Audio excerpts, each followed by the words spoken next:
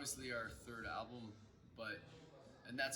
we wanted a title that kind of stayed out of the way and let the music kind of form.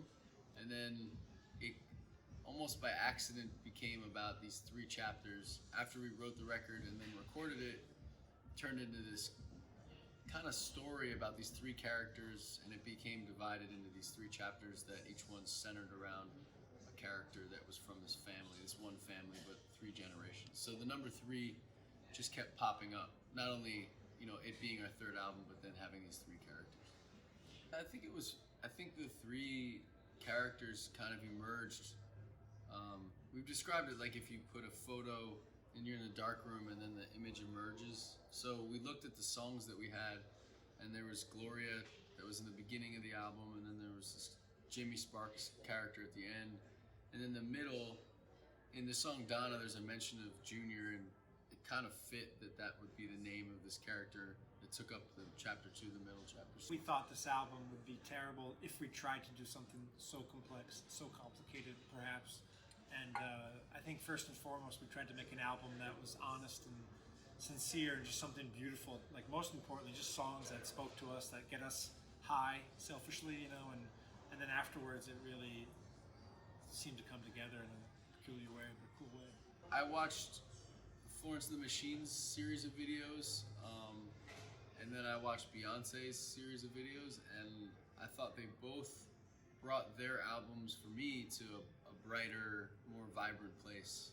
It was telling the story in this way that I was sort of like, man, that is such a great idea to do with the music that exists. Approaching Kevin because we liked the look of his films. His film in particular, it's called Super Dark Times. And so to have the visuals show these things that weren't always the most pleasant or were a little more raw, but to put that into a visual world was really an important thing. I think we felt like instead of someone thinking it was about something else, at least we had a say in that, to say, hey, it actually is about this if you watch the video. Well, I think for us, if you put on album 1 and then you put on album 3, there's a lot of change. There's a lot of differences. I think our changes, I feel proud of the way we've evolved because it doesn't feel forced. It feels very natural. That's what we're focused on, is do we think it sounds unique and distinct? That's it. It's not about, I'm worried that someone thinks we aren't changing enough. It was just what makes our hearts sing, what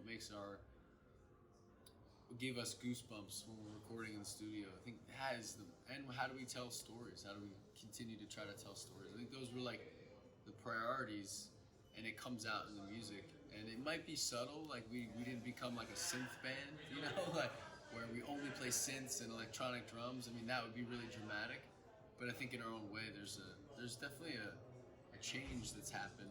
And well, playing to in a big beautiful venue is like very, very exciting. In 2004, I saw Sting play there, Arena di Verona, and I went with my sister. She took me there, and so it's 15 years later that we're playing here. So it's pretty magical for me to go back, and we just try to make those big areas feel small as best we can. And that's something I've learned by watching. We opened for U2, and that's how they made those crowds feel, and Tom Petty and Bruce Springsteen I've seen as a kid, and Neil Young, and that's the challenge. That's what we try to do. Okay, thank you. Yeah. Thank you. Cheers.